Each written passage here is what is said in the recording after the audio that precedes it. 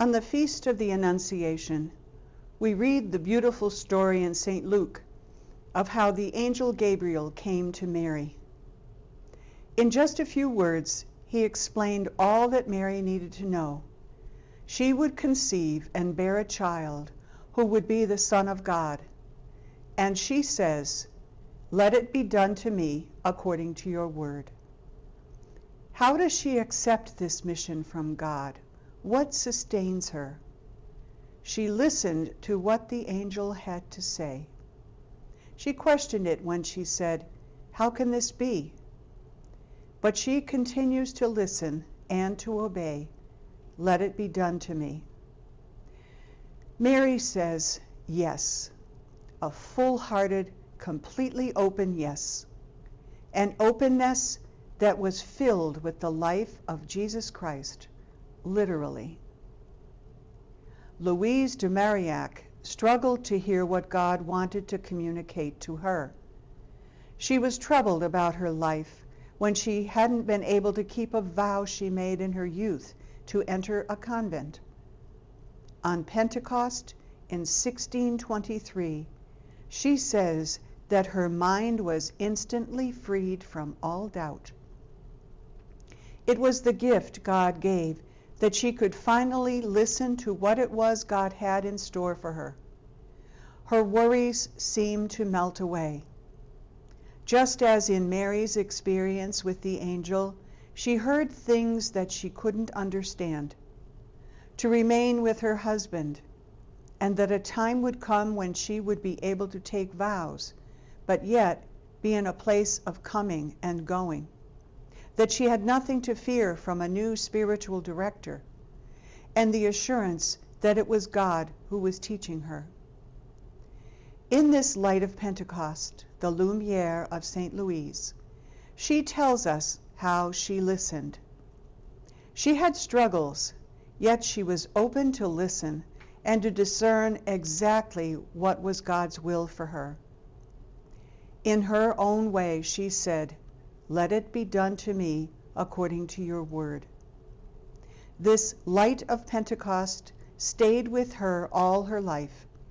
She wrote it down on a paper and kept it close. She remembered it and celebrated it almost as an anniversary.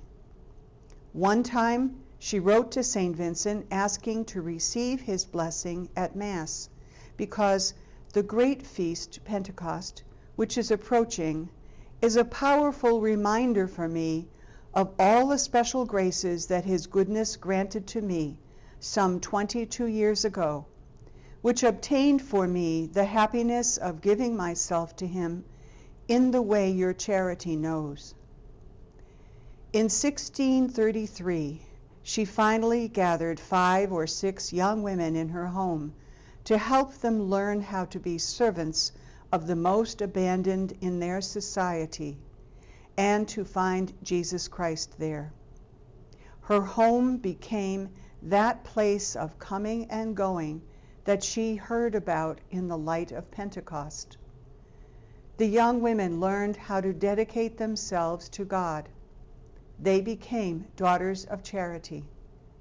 Louise taught them to take Mary as their model. In a retreat meditation on devotion to the Blessed Virgin, Louise said, "Let us take Our Lady as the model for our daily lives and bear in mind that the best way to honor her is by imitating her virtues. We should also imitate her humility, which led God to do great things in her." Mary is the model of all obedience.